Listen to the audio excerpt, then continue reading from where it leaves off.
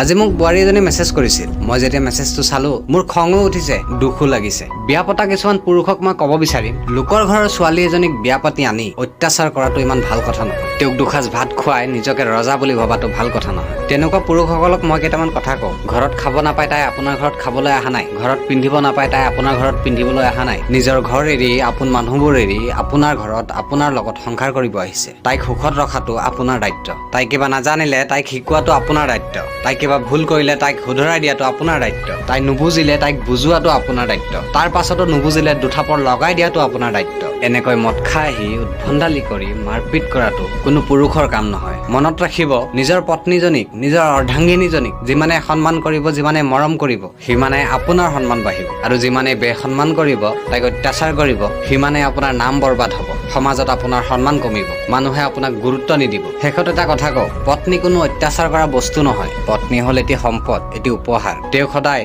মৰমত ৰাখিব চেষ্টা কৰিব লাগে। ধন্যবাদ।